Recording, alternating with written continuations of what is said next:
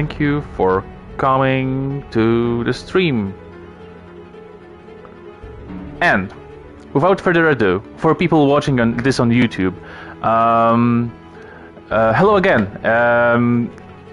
This is part 6 of me reading The House in Fata Morgana for you. And we are kicking things off with the third door that is going to happen right about now.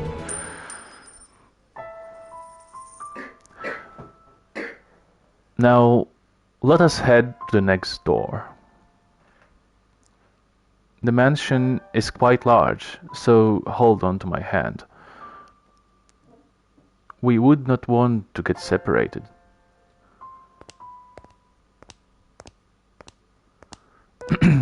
You and the maid traveled down the dimly lit hall, passing by the mirror once again. The light from the candle in the maid's hand was the only thing that reflected in it. The maid herself did not appear. However, just as you were about to avert your eyes, you thought you caught a glimpse of white hair.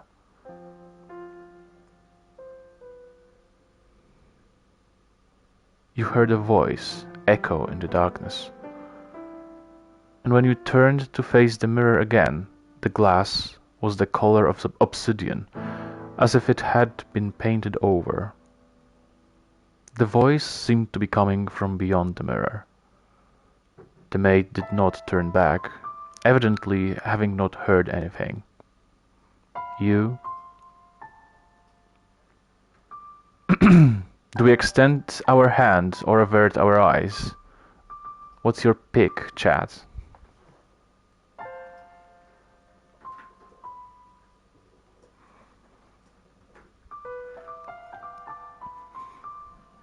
So are we extending our hand? Okay, let's go. You extended your hand toward the darkness overrunning the mirror. The second your hand brushed against the surface, the tips of your fingers sunk into it. And the next thing you realized, your whole world was sinking into the darkness. You could hear a voice. I am the witch.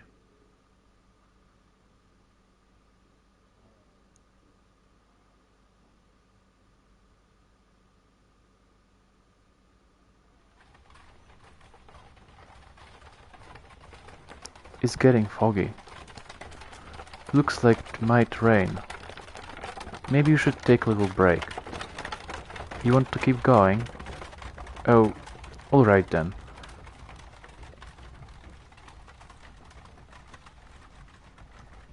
This deep in the forest. Thank you very much. You must be tired after such a long journey. This is the mansion I am looking for, yes? He could have said something. Oh well. I should get going, I guess. Does no one live here? But if that's the case, then why was I... Such a big door. Please open. It's not locked, I guess.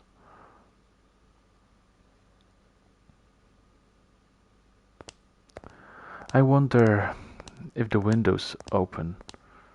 Darn. Not a hint of light. Hello? Is anyone here? Please don't tell me it's actually abandoned. I suppose I can't know without looking around a bit more. What do we have here? Drapes? I see a little light beyond. It's so pretty. It looks like an angel. Why would someone cover this up? It's beautiful. With a little more light, I'd be...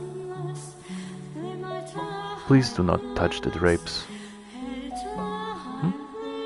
or the windows.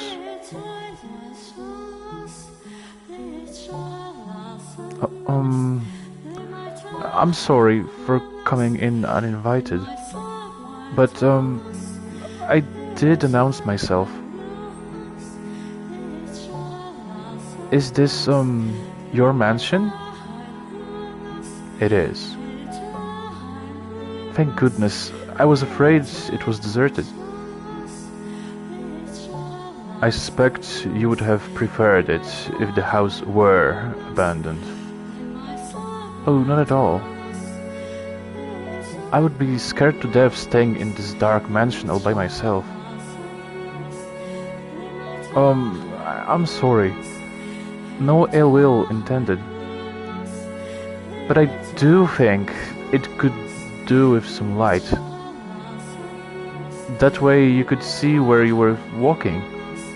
And I'm sure this room would look splendid illuminated. Not necessary. I make do perfectly well as things are. How can you see when it's so dark? I have an abundance of candles and oil for lamps. I am not in want of means of creating light. It is not your place to criticize my lifestyle. If you need light, you are free to leave. If you are in need of money, help yourself to some of the furniture. There's a village not far from here. Trade it for food, then make your way to a larger town. I am no longer able to freely return to the city. I cannot go back there. Please, don't chase me out. I see. And do you ask this of me, aware of how people refer to this mansion? They say that a witch lives here. Not merely a witch. A cursed witch. If you remain here, you too shall likely suffer your own destruction. You're worried for my well-being? Which or not, my mind is made up. Which will strike you first, I wonder? Regret or the curse? You seem to be doing just fine. It's only a tale. The witch is real. Very much so. It is not a legend, nor a fairy tale. The witch's name was Morgana.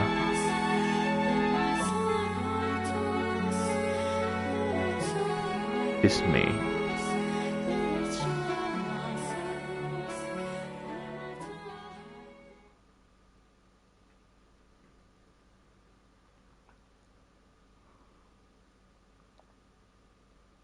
What was that? Giselle? Oh my, what is the matter, master? Why are you just standing in place? There is nothing there. The maid did not seem to have seen anything. You made to ask her about the scene you had just witnessed. Master? You look like you've just seen a ghost. What is the matter? How about a little rest before we move on? You do not wish to remain here. Still not fond of mirrors? Yes. Now, let us be off. I too dearly wish for you to return to your old self as soon as possible, master. If you desired to push onward, then I could hardly be happier. Now follow me. You followed the maid's lead, returning to the living room. From there, you climbed a set of stairs, your hands sliding through the dust that had settled on the ebony railing. When you stepped out of sight of the mirror, the maid returned to normal. You had been on the verge of remembering something, but you were no longer in a position to be concerned about such things. For the chill in the air within the mansion seemed to have intensified.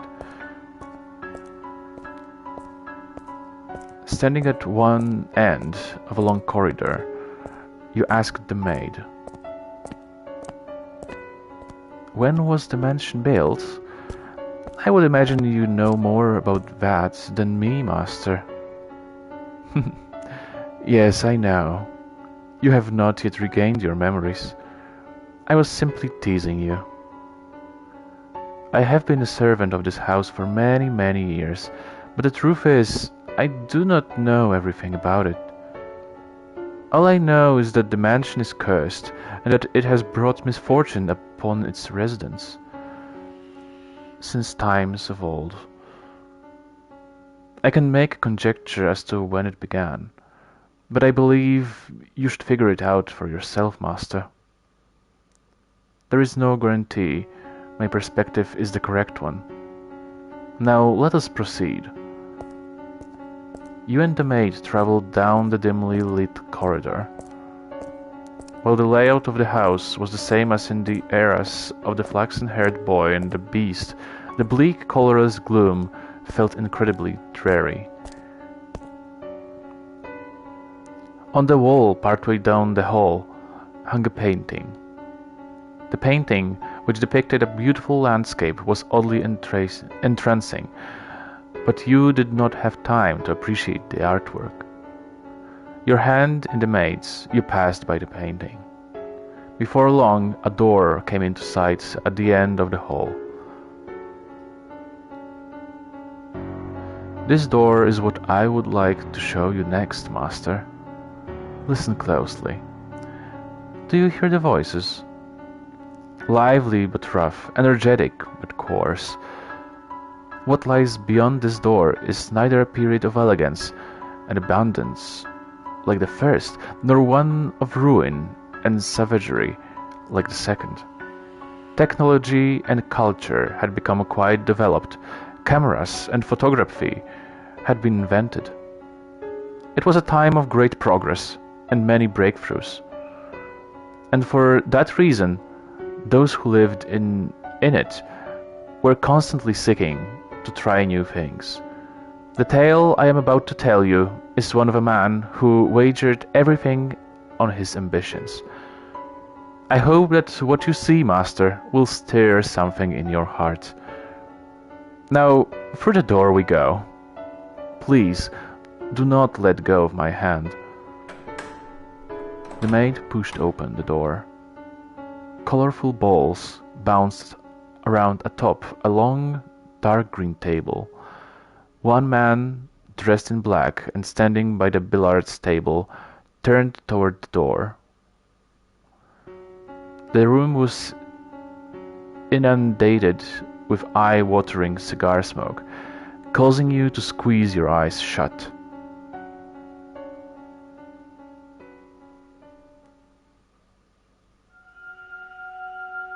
The third door. 1869.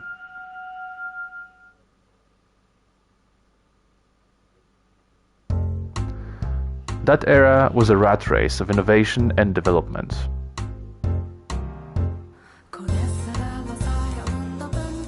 The smoke was so thick you could hardly see more than a few feet ahead of you. I could compare it to a dense morning fog, but that might give the impression of beauty, and of that there was little to be found in this haze. Do you see the silhouettes of several men in the smoky room?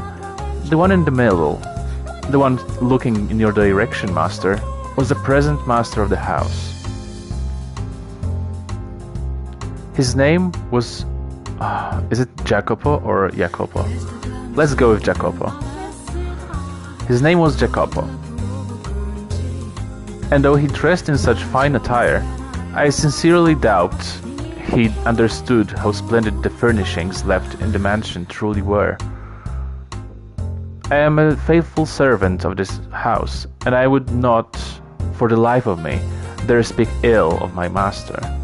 However, This is a time long past. I imagine God would be so kind as to turn a blind eye to a little bit of honesty. I was not terribly fond of my master back then. He had wavy hair the color of over-dried tea leaves, a piercing gaze, an arrogant smile, and he wore a hat that made him look rather haughty. He put his trust only in money, renown, and rank. He loved only the iron and steel that had revolutionized so many industries. He had not the slightest bit of love or care for other people. But at the very least, that is what I believed at the time. Take a look around the room, Master. Jacopo had remodeled it into a recreation area. A billiards table sat in the center of the room, and the downward-facing lights hanging from the ceiling were special made. The lights shone upon dark green stand like a stage. Cigar and bourbon-lined glass cases installed in place of bookshelves.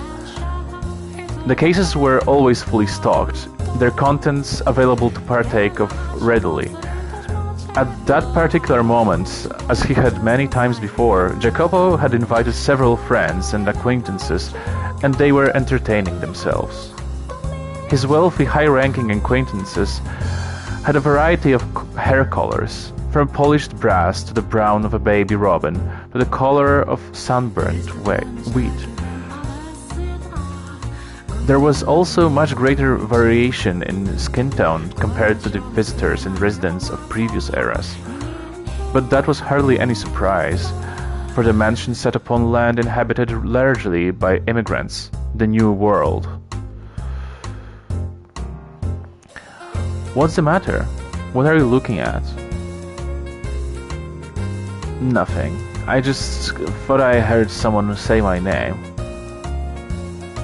Ain't no one there, unless you're seeing a ghost. I don't believe in such nonsense. It's an old house with a long history. Wouldn't be surprised if it had a ghost or two. But if a place is gonna be haunted, I'd take a princess over a bloody broad any day. A princess, eh? And when we showed up, you'd have your way with this ghost lady, am I right? Color me impressed, son. You'd jump her bones and she don't even got any to jump. Come on now, that's hardly fair. Not much you can even do with a ghost. My God. Are you men or children? This is my house, and I would rather you didn't talk about it like that. Just the blatherings of a couple of drunks. Pretend you didn't hear nothing. For the love of God. In any event, whatever happened to that printer you invested in? I haven't heard their name come up in some time.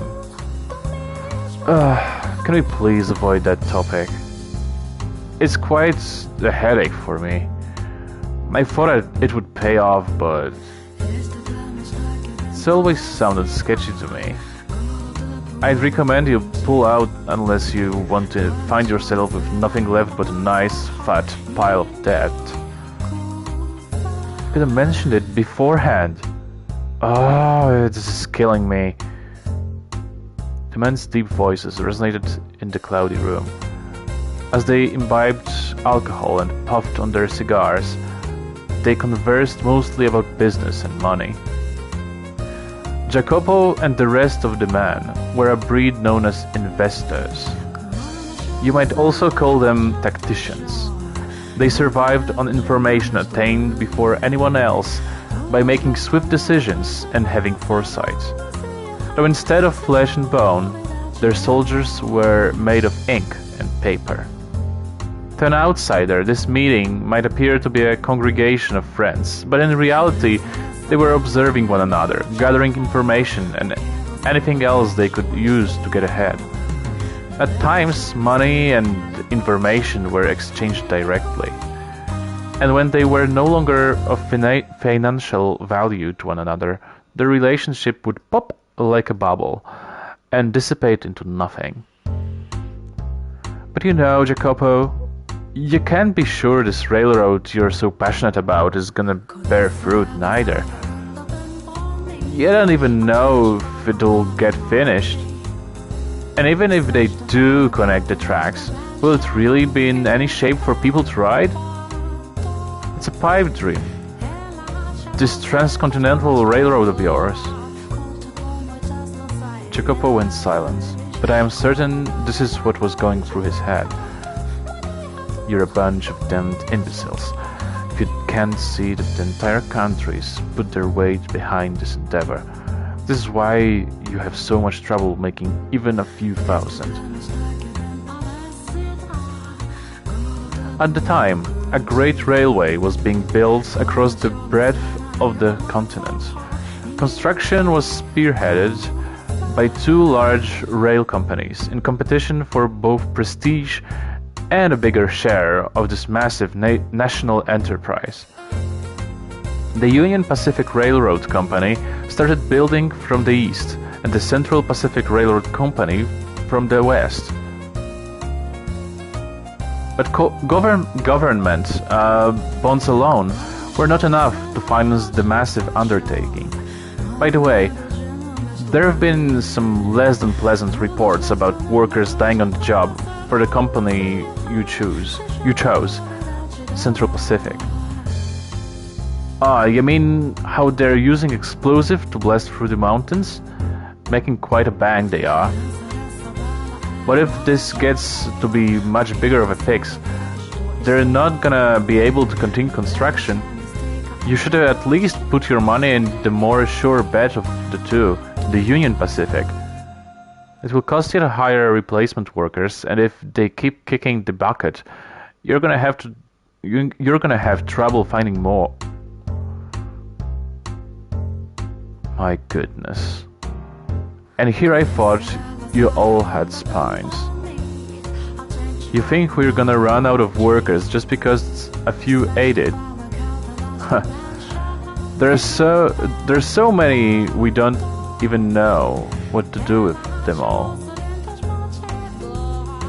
There's not a chance that well will dry up. And if by some chance it does, all we have to do is buy up a ship full of blacks or yellows. You won't get anywhere if you spend your time worrying about a few measly laborers. This is an endeavor backed by the entire nation. Their deaths are honorable in service of their country. The biggest loss is not of people's lives, but of time. The longer a project takes, the more money it costs, and the less profit we make. What we seek is rapid progress, even if the methods to obtain it are messy or deadly. The other man in the room chuckled uncomfortably at Jacopo's distasteful choice of words. Do you agree with his way of thinking, Master? Perhaps he does have a point in that great sacrifice is necessary to accomplish great things. And it is true that tragedy often lies in the shadows of the splendor of times long past. Furthermore, the way people see the world changes with the times, so I hesitate to criticize him too severely. Now, as I am sure you have already picked up on, he was an investor who had put money into a railroad company. He also possessed several crude oil refineries, riding on the world's second wave of industrial development. The mansion too bustled with life, in a way it never had before. Dozens of maids, including me, gardeners, chefs, sculptors, artists. At times, we even had writers coming in and out of the house. There was rarely a moment of silence. However, I was not terribly fond of the hustle and bustle personally. But please do not get me wrong. I am hardly opposed to the mansion being cheerful. It was just, how should I put it? The splendor of the time seemed superficial, heartless. It was as though everyone was being rushed along by some unknown, invisible force. Part of it was, I expect, caused by the growing divide between those standing at the top and sitting at the bottom. Or perhaps the mansion was simply taking after its master. There's no time to waste. Everything is resting upon the success of this project. Whatever it takes, I will ensure it happens. I need more money and more power. Suddenly, a restrained knock on the door stopped his train of thought. From beyond the door came a woman's voice, gentle as a soft spring breeze. "Pardon me, I have made some tea. May I offer anyone a cup?" When the door opened, in it stood a beautiful woman with pure white hair. It was indeed hair. Are you surprised? Or did you anticipate her appearance? Though she was not the same age and dressed differently, the white-haired girl whom you saw fall into the hands of misfortune in the era of roses and the era of the beast was also present in this era of innovation. Furthermore, she was Jacopo's wife. "Tea? I don't recall asking for that. When were you asked to make it?" "I wasn't, but I had these leaves with the most wonderful aroma, and I thought you might enjoy." "Shut your trap and know your place. What do you think we have all these maids for?" "Hey now, no need to treat your lady like that. She was just trying to be courteous." "These are my personal affairs. Please keep your comments to yourself." His friends were unsure how to react, but ultimately nobody stepped up to stop Jacopo. They merely shrugged, tossing glances at one another. Jacopo stomped over to the white-haired girl. He then grabbed her by the arm and dragged her from the den.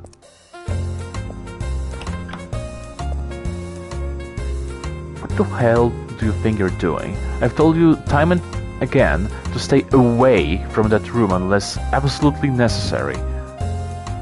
"I'm sorry, but I made tea and..." "Shut up and about the tea already. You think we're having tea parties in there like a bunch of prissy nobles?" "I'm sorry."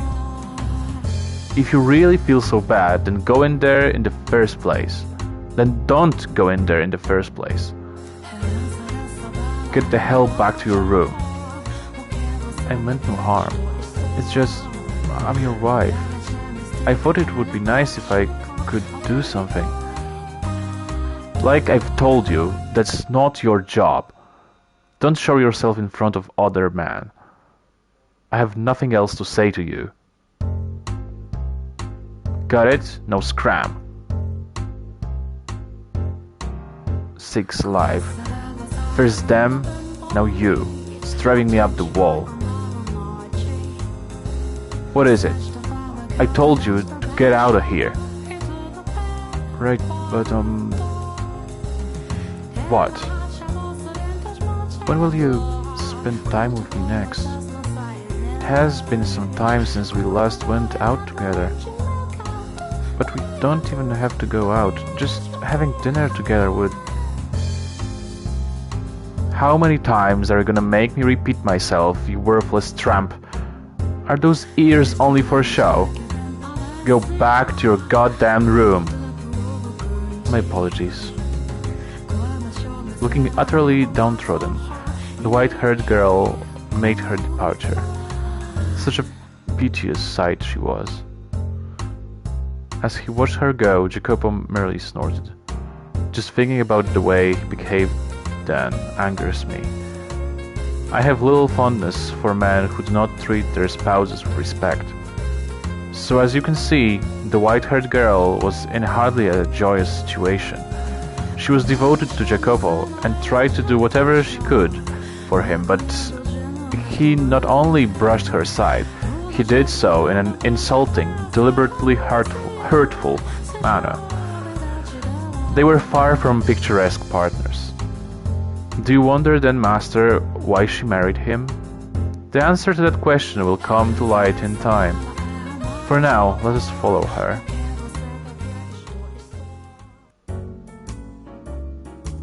Looking down dejectedly at the drunken tea, the white-haired girl walked alone down the corridor. Though its calming scent filled the air, there was nobody around to have their heart warmed by it. Nor was there anyone to alleviate her loneliness. Despite being the master's wife, the maids who crossed her path in the halls said nary a word to her. As a matter of fact... Oh dear, I beg your pardon, madame. Oh, it's fine. One even bumped into her, stifling a laugh as she trotted off. In all likelihood, she had done it intentionally. The poor white-haired girl who had fallen to the floor stared helplessly at the broken cups. The tea she had made for her husband was forming a stain in the carpet. The maid's behavior toward the mistress of the house was absolutely unacceptable. Nonetheless, it was commonplace, all because of the way Jacopo treated her. The more the man of the house acted cruel to her, the less weight her position as his wife held to the servants. Day in and day out, the maids worked busily, offered little opportunity for leisure, so they would naturally have accumulated quite a bit of stress, and she became the target for them to let off the steam. Not directly, but through a more subdued kind of harassment from the shadows. She must have felt quite miserable. I imagine she would have been better off as one of their maids. On the surface, and in front of the others, they showed respect for her as Jacopo's bride, but behind closed doors, they acted very much the opposite.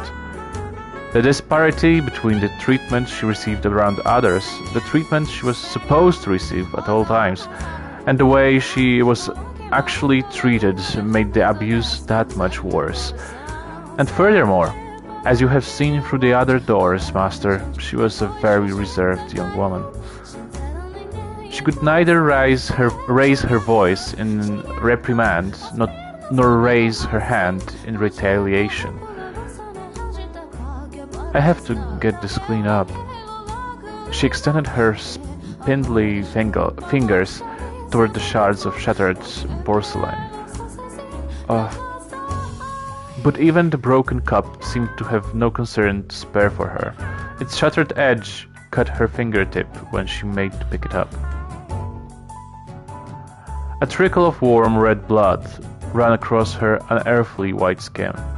As painful a sight as it was, it had a sort of taboo beauty to it. The blood spilling from her finger showed no signs of slowing down. She clenched her hand into a fist, let out a sigh, and went back to collecting the shards of porcelain. But when she did... Madame! What's the matter? Madame, you're bleeding.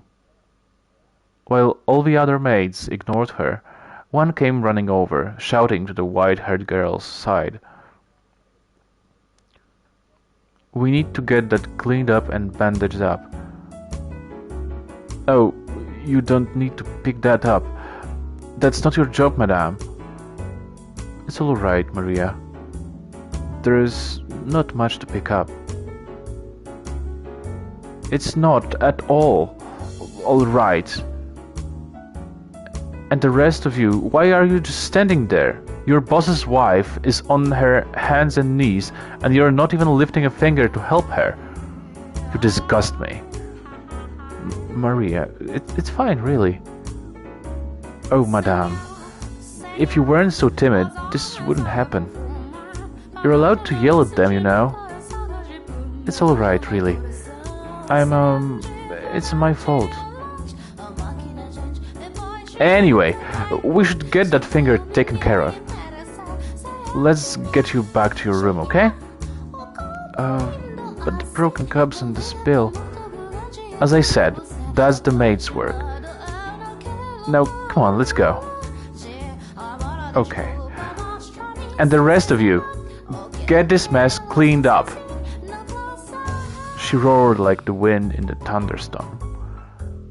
The other maids stood there dumbfounded, watching as she and the white-haired girl disappeared down the hall.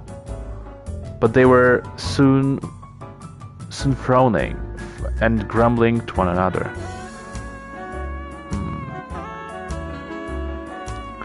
She thinks she can act all high and mighty just because the master is fond of her.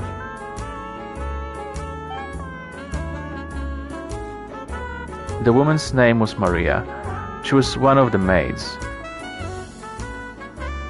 And she was the one person in the mansion the white-haired girl could think of as an ally. Though her husband paid her no mind and the maids made her life miserable, just one person, Maria, treated her with respect and kindness. And I am sure you can readily imagine just how much of a lifesaver that was for her. I too found myself somewhat relieved that Maria was there for her. Being a servant of this house, I was also one of the maids working there at the time. However, I was unable to involve myself to any great degree in her fate. This meant that there was little I could do to assist her, even in times of pain and unpleasantness. The best I could do was pray that Maria would continue to lend the white-haired girl her hand. That does it. Thank you, Maria. You're always such big help. Oh no need to thank me. I just did what any good maid should do. No one else is in the room, you know. Oh, right. Then I can drop the act. Man, I just can't get used to talking all stuffy. I'm out there doing my best, but the head maid's still spouting stuff like, "Your manner of speaking is improper for a servant." Okay, time for some hydration. Thank you, Yama, for reminding me about drinking water. It is important while I read.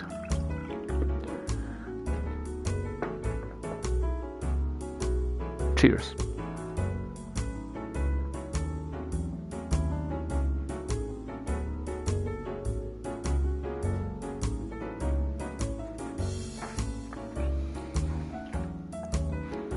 Okay, back to reading.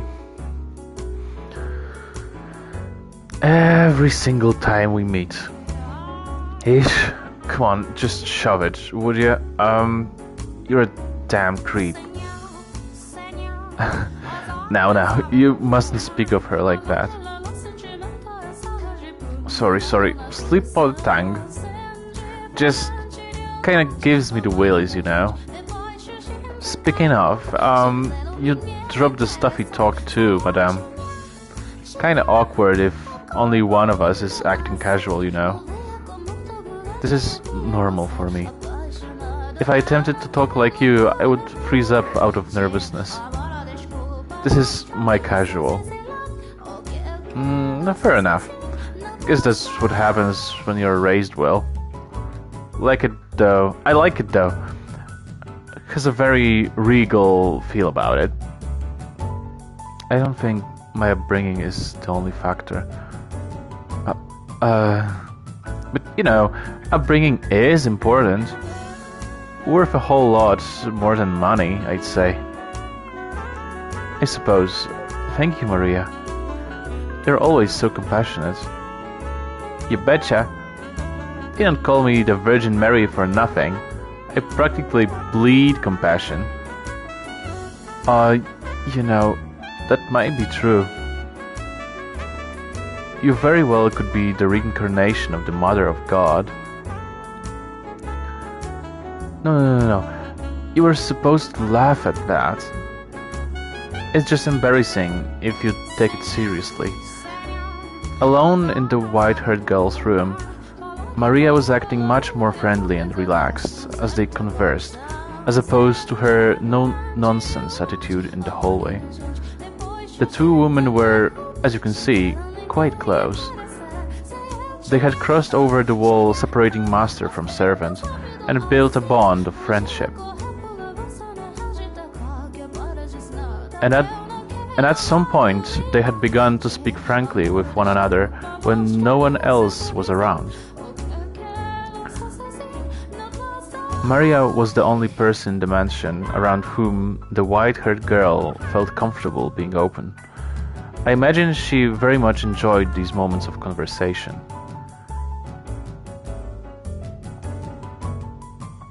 You wish to know who the head maid was? My. Are you sure you want to ask me that, master? Okay. I don't feel comfortable not replying to the chat. Hello, gamer JS, is that your nickname? Thank you for coming. And yeah, I am also surprised that there is anyone else streaming this game. Happy to meet you. It's very nice. I hope you're having a good time knowing that someone else is enjoying the game and streaming it. But yeah, back to reading.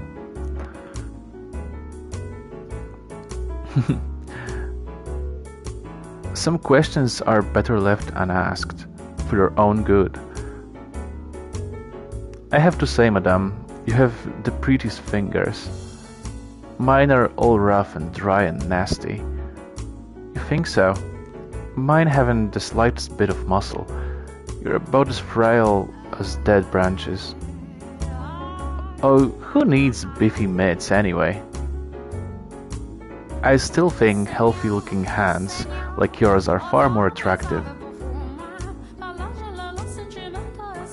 What? What's to like about these things? Women all over the world dream of having hands like yours. Slender, feminine, and perfectly cared for. I don't know, just looking at them lights a fire in my loins.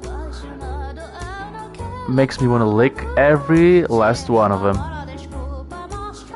Actually say, can I lick them? Can I run my tongue up and down all 10 of those sweet little digits? Come on, can I? What do you say? Stop that, Maria, seriously. I'm kidding, I'm just kidding. Oh, Maria. Oh, right. How did those tea leaves turn out, madame? The ones you imported. All the maids just adore it.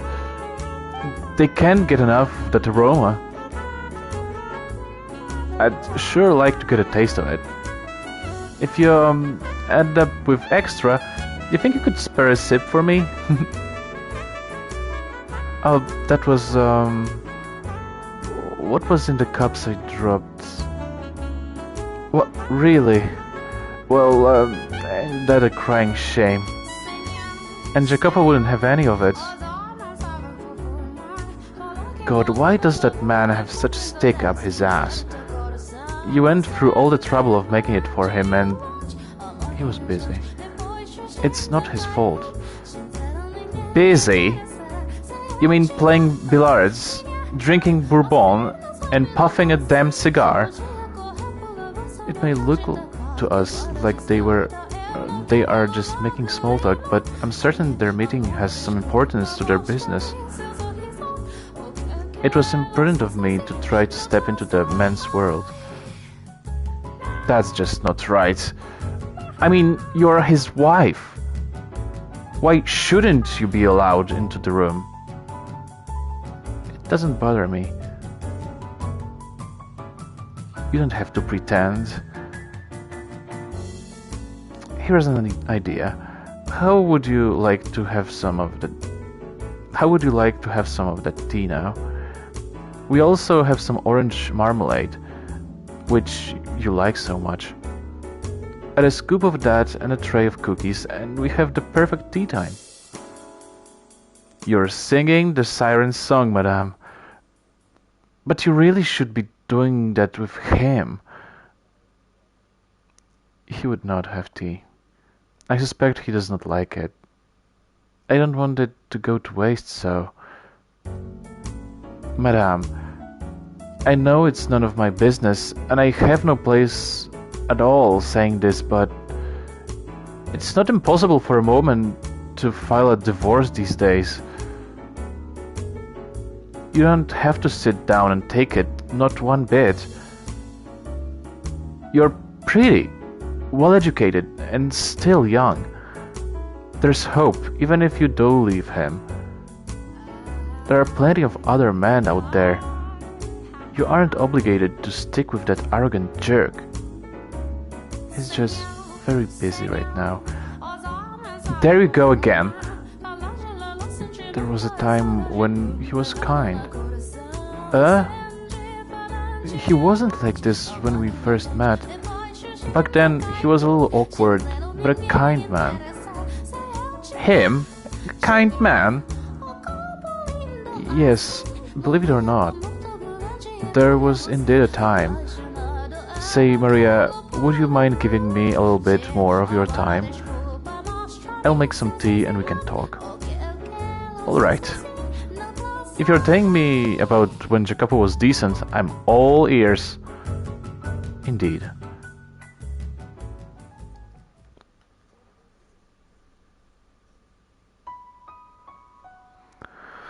As I am sure you're aware, our parents arranged our marriage. Before I emigrated to this country to be married, I lived in a misty island nation. Portraits of my ancestors hung in the house where I lived. I remember as a child wincing in fear at the sight of them staring down at me. My mother and father were constantly telling me to show them respect, as it was their hard work that kept our bloodline alive and well. However, they were fighting an uphill battle to do the same. It would have been clear to anyone reasonably perceptive that our house was coming tumbling down. Valuable furniture and paintings slowly disappeared, and eventually the portraits were gone too. As our house collapsed, so too did my parents' health deteriorate. Robbing us of any source of income. And though I was educated, I lacked the skills necessary to obtain work. Just as we were about to run out of money and options, my parents received Jacopo's parents' marriage proposition. Both of our families stood to benefit from the arrangement. I had social status, and he had wealth. We each had what the other lacked. One needs more than money to make it in the world. Without at least a semi-reputable name attached to you, you're liable to get laughed out of most social gatherings. I first met Jacopo here, in this country. We didn't even know what the other looked like until our wedding day. To be quite honest, I was scared to death at first. I was so nervous. What kind of man would he be? Was I to be wed to some middle-aged stranger? We were not marrying because we had fallen in love like a normal couple. I knew I was in no position to be concerned with such things, but when I thought about our future, I shook in fear. But the man I saw through my veil at the wedding was remarkable. He was young, had strong masculine eyes, and at the same time he too appeared nervous. He was shaking as much, no, even more than me. Seeing that the priest gave an impish little smirk when he asked Jacopo if he vowed his eternal love to me. I counted myself among the happy, and I still do, for in that moment I experienced true love. You wanted to hear about when he was kind to me. Well, after the wedding, we were given a week to ourselves. I suppose you could call it a honeymoon, though we didn't take a trip overseas, or even go very far at all. He looked at me with uncertainty and asked, "Where would you like to go?" I beg your pardon? That's what this week is for, right? I'll consider granting your requests, so tell me where you want to go. I... This is all so sudden. Nothing? Well, this whole engagement was spur of the moment. Normally, we would have planned a trip in advance. But unfortunately, our purposes served so long as we act the part. You must be disappointed that you have to plan your honeymoon as it's happening. No, what? Speak clearly. I don't like it when people don't speak their mind. Oh, I'm sorry, but I'm happy. Even if this is a political marriage. Well, you're quite the positive thinker. Your parents say something to make you think that way? I am... Well, either way, if you're so glad to be in this arrangement, then hurry up and decide on the destination. Though there is a limit to how far we can go. If you want to take a trip, I'll consider it. What? Is something funny?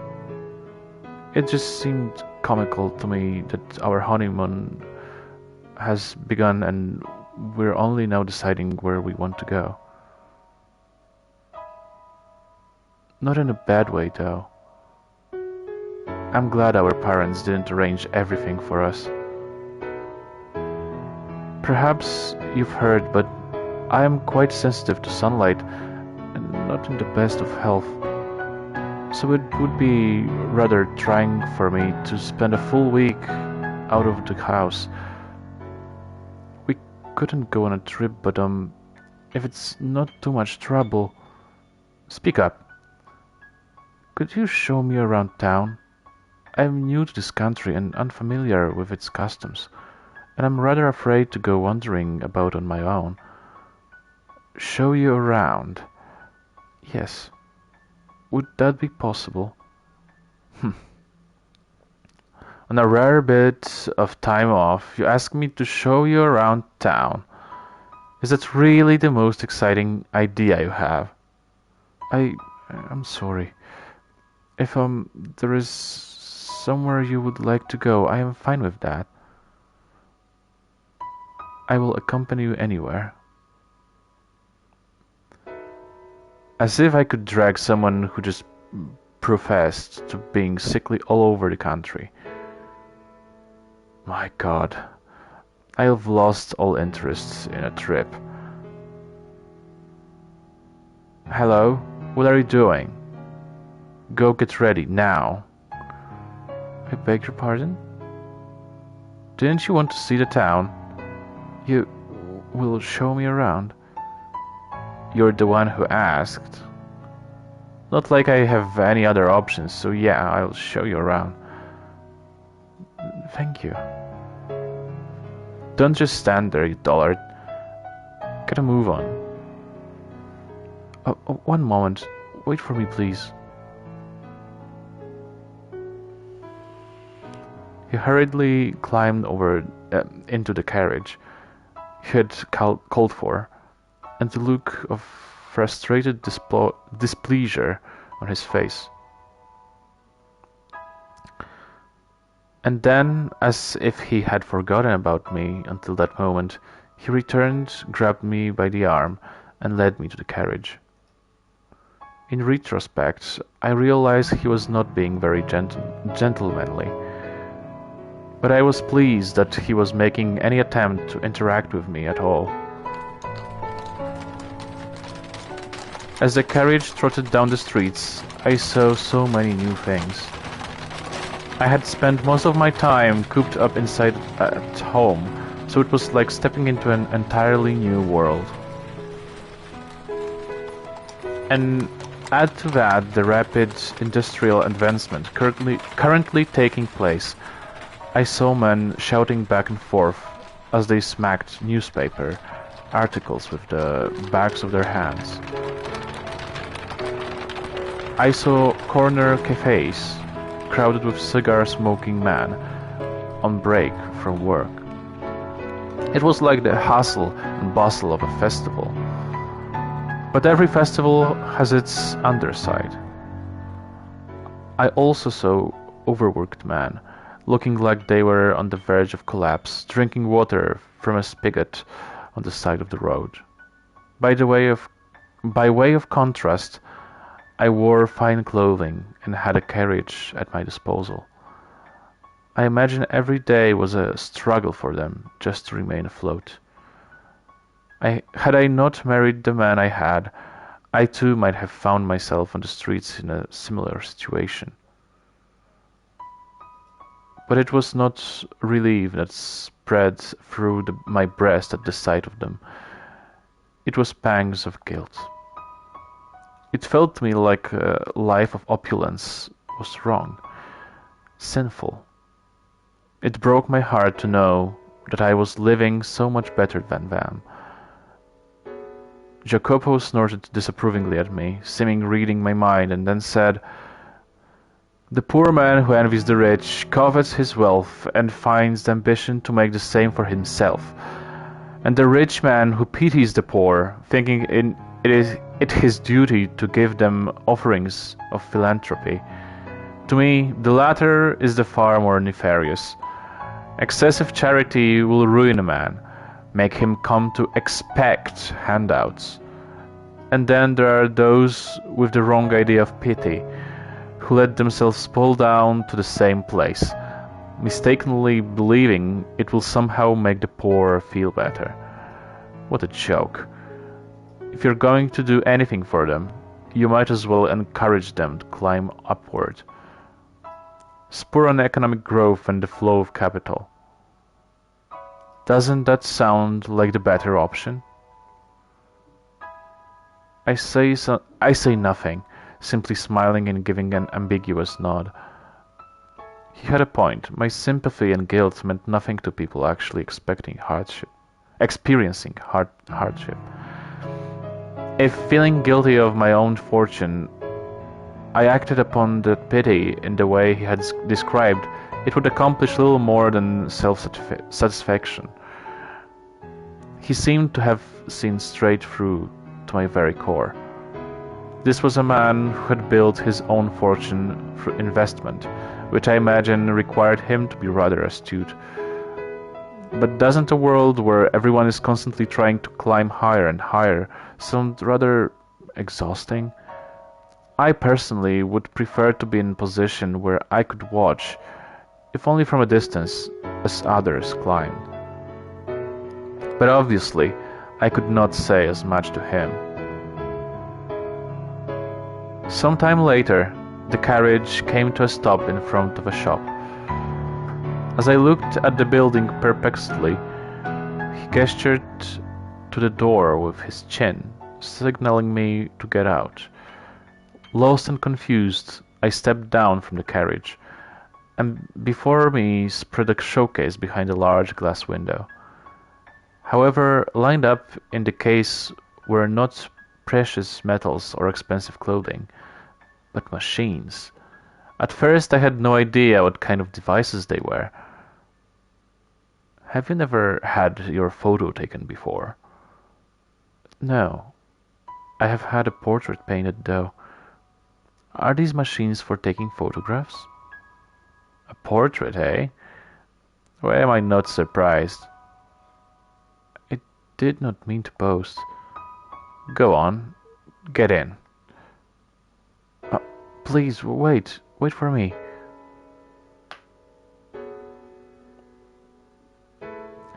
The owner came out to greet us with a wide smile as he entered the shop. as we entered the shop. Well, if this ain't the strangest thing I've seen all day. You bringing a lady, and a real looker at that.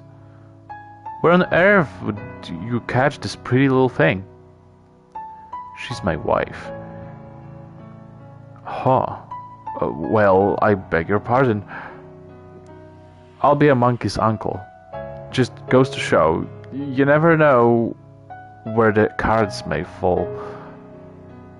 You make it sound like my getting married is some kind of miracle. I always saw you as one to choose your money over love, sir. Oh, pardon me. This isn't appropriate to say in front of your wife. Do you often come to this shop? On occasion. I need some things here from time to time. I see.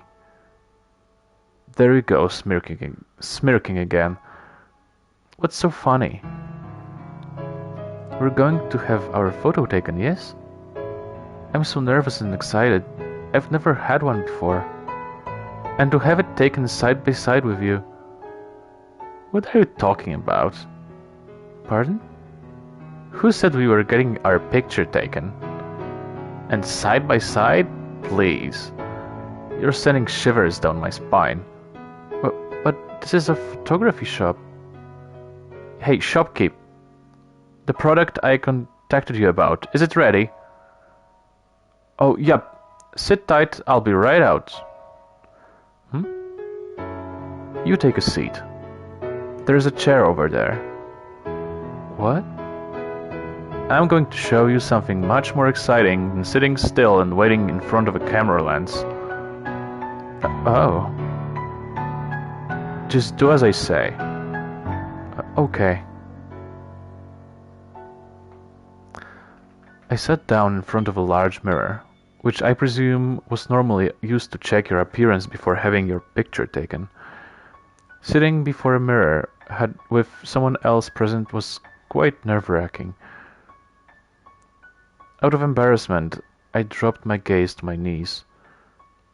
But when Jacopo returned, I was entranced by the curious object in his hands.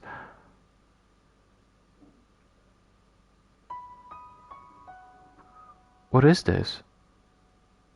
Do you know what persistence of vision is?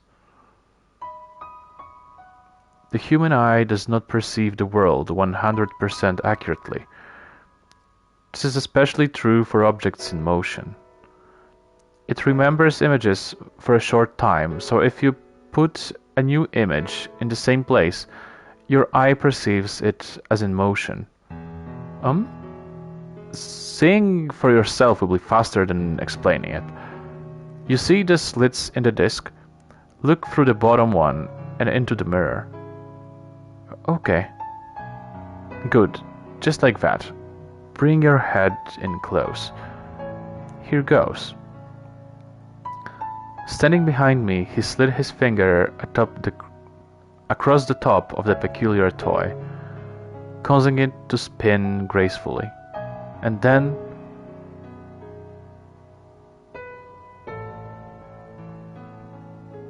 Oh.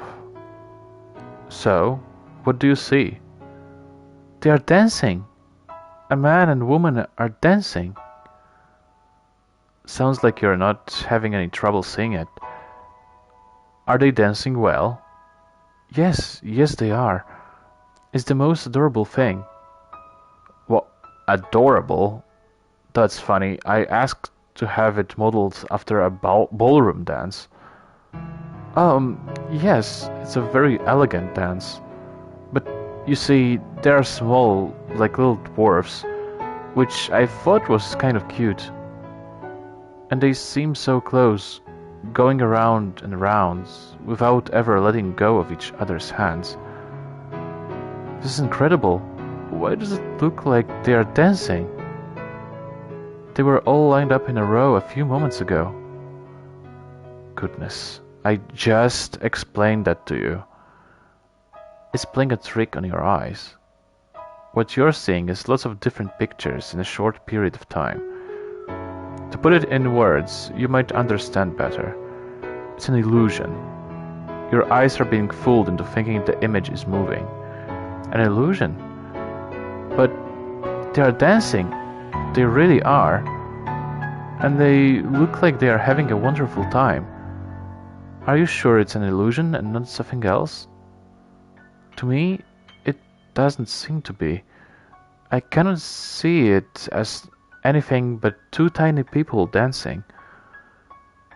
That's how it works. Reach out your hand and try to grab them. You won't be able to.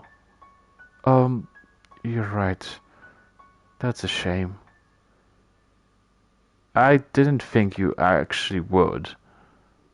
But it's the most precious thing.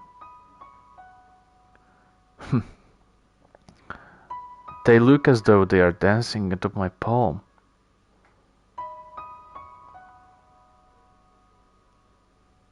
I was mesmerized by this strange phenomenon. Pictures were moving, after all.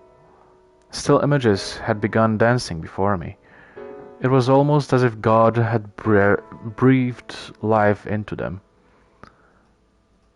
He had called it an illusion, but I could not grasp that. It was such an adorable, heartwarming sight. I imagined the two were off living in some other world, separate from our own. They looked so happy. I was almost certain that they were off dancing in their joyous world, free from all the sorrow and loneliness and pain of this one. Eventually, the speed at which they danced began to slow, as if they were resting their legs.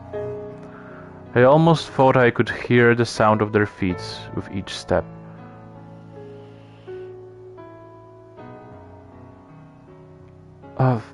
They stopped.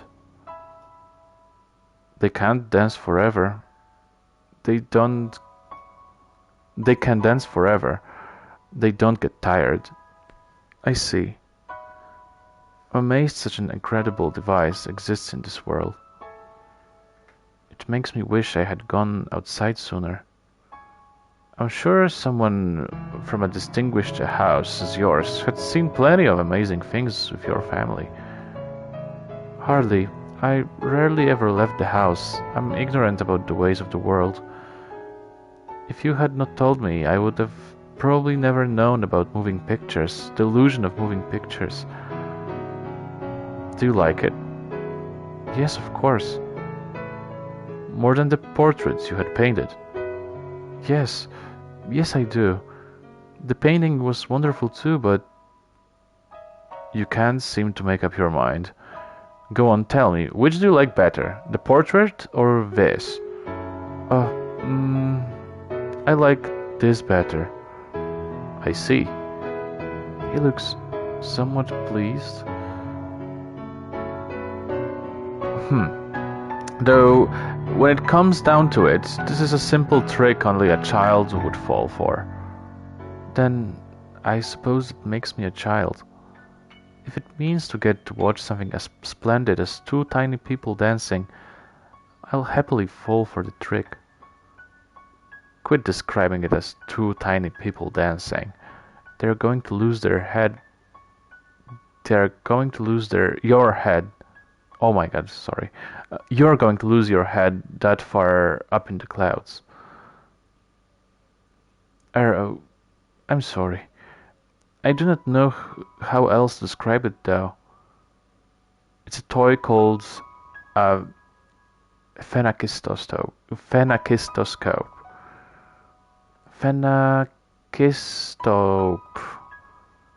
Phenakistoscope. Phenakis wheel. Close enough. It was invented around 30 years ago. I had a shopkeep make one modeled after the original design. So the shop owner drew this. He did. A lot better than you'd expect, isn't he? Yes, indeed. I'm surprised he could draw something so cute. Say that to his face and he'll go red as beet. What I'd give to get a load of that. You should tell him the next time you see him. He's a sweet man. Despite how he looks, you mean? It, it's not right to judge people based on their appearance. Huh, I'm just kidding. Don't take it too seriously. The shopkeep here loves new technology. The phenakistoscope is one such invention that caught his eye. You can trick the eye into thinking drawings are moving. Using a sequence of photos, you can perhaps make it seem as though real people are moving too.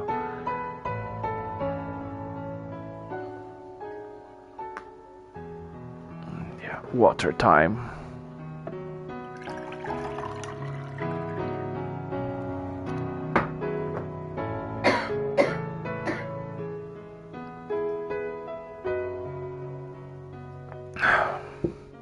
Yeah, thank you, Verk, for reminding me.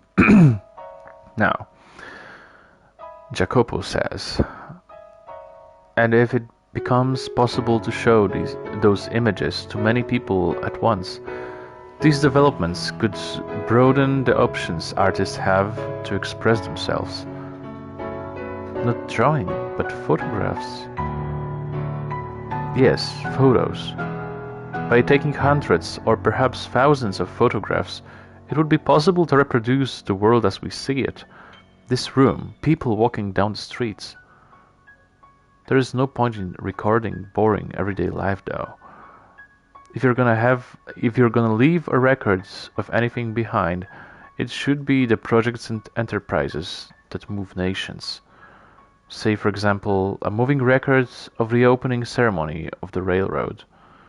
That would be something worth watching. And then, in time, it would expand beyond the mere record-keeping technology and find its way into the hands of artists. And is such a thing possible? You must remain still for a long time just to take a single photograph. Right now it isn't, but eventually it will be. And I'm not simply fantasizing here. Is that so? It sounds so very futuristic. Do you... what? Do you want to support people who work on that sort of thing? Is that why you are friends with the owner? It has nothing to do with my wants. I merely think that there is money in it. The rich starve for entertainment, and artists create that entertainment. I have no interest in their pretentious self-expression. I just want their money. What? What's so funny? You look like you're enjoying yourself. Honestly, it's just about the money. As you say.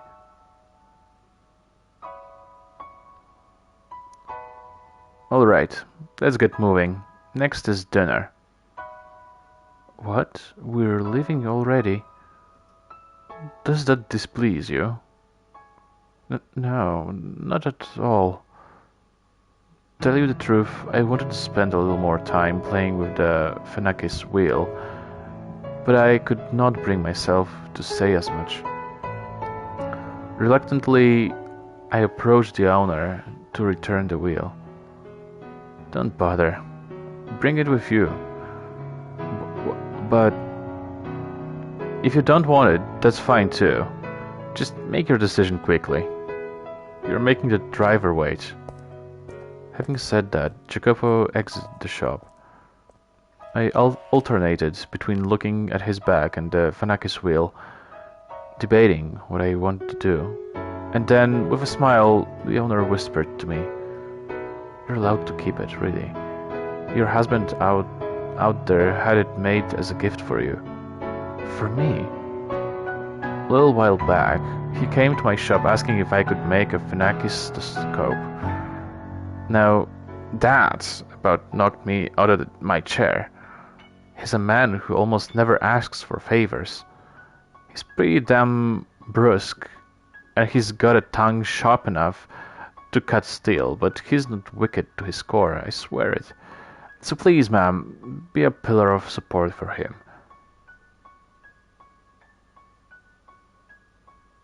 In that moment, the Fanakis wheel became a precious treasure to me. We had only just married days earlier, and yet he had commissioned it for me without even knowing what I looked like. I was filled with a warm, pleasant elation. I agreed with the owner. Jacopo was not a bad man. He merely had difficulty expressing himself. Hurrying back to the carriage, I gave him my deepest thanks. He glanced over at me for a moment, then turned back toward the window and muttered, "Yeah." From there, we went to a restaurant for dinner. You call that a pizza? The crust is an atrocity. It's like I'm chewing on rubber. How can you wave my country's flag and not serve spaghetti? Do you have any shame at all? This wine is pitifully imbalanced. Far too high levels of acidity. Listen to me carefully. The house wine is the face of a restaurant. He complained about every little thing. It was a complete disaster. But curiously enough, I was not at all put off by his behavior. When the sun set, the carriage made its way to a nearby hill. The cool nighttime breeze felt wonderful on my skin, flushed from the alcohol, and the light from the gas lamps had a comforting warmth to it. Though Jacopo had complained about the quality of the wine, once he had intoxicated himself, his mood improved visibly. It made him unexpectedly talkative. Look out at the city. A gloomy town that shuts down at night isn't suited to expansion or growth, but this city isn't like that. You can see people walking beneath the lamps, and you can hear the bustle of them talking. This is a city that still has plenty of room to grow. As they ride the rising wave of the economy, many, many more people will gather here. More people means more money in circulation. More money in circulation means the city grows, companies are founded, and more goods are bought and sold. Will it really change so drastically? It can be difficult to see what's happening from the inside. The majority of people just go about their daily lives, and the next thing they know, things are different. No, I'd wager most don't notice the changes at all. Only those with eyes sharp enough to realize what's happening can seize success. I cannot afford to overlook even the most minute change. Do you have a dream of some kind? A dream? I'm not sure if it's easy enough to attain to call it dream. Others might call it greed or perhaps ambition. Don't laugh now. My intention is to make the world mine. The world? Yes, the world. And to do that, you need physical strength. You need neither physical strength nor kindness, but money and influence.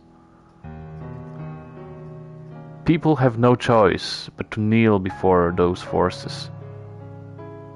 Why are you so intent on obtaining power? Because I want to change my country, I imagine. Your country? You are aware that I, like you, am an immigrant, right? I emigrated from land in the Mediterranean, though not the same island as you. My country is a peculiar place where candor and violence go hand in hand. As a whole, the country is on the poor side, and if nobody does anything about that, I am one of but a few of my fellow countrymen who has set his sights on the New World. They are waiting far behind the other nations, and if I find success here, perhaps that will catch their attention. But if it doesn't, then my country is doomed to collapse. I have much love for your homeland. My feelings are a little more complicated than mere love. But that's nothing you need to concern yourself with. Well, I'll have to remember not to get myself drunk around a woman again. Forget everything I just said. It's about time we head back to the house. Alright, but, what is it? Is it alright if I provide you encouragement as you try to attain your dream? I know my presence is more likely to be a hindrance, but I would like to be there to watch as you trek forward. I suppose, do as you wish. Thank you. You have my support then. Darling? Sent a shiver down my spine, though not an unpleasant one. I'm glad to have you as my partner.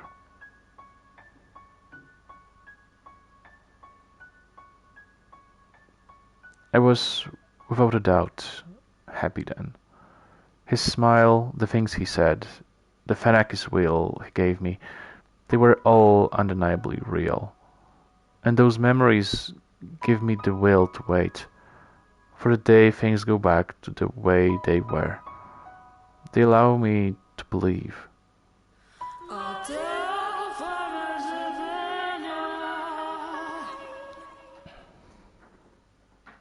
Okay, we are nearing 1.5 hour.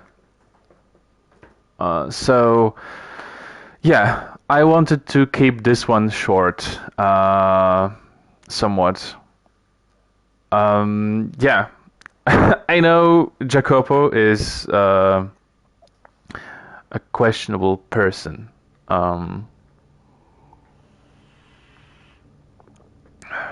Yeah, a very harsh capitalist. But I assure you, this third door is going to get interesting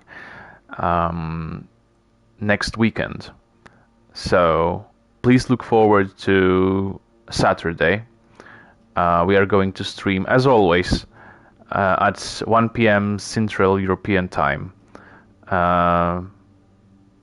And yeah,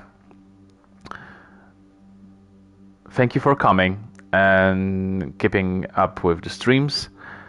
And yeah, shout out to Laura, who is probably going to watch this on YouTube. And have a great day. Have a great Sunday. Get your rest for next week.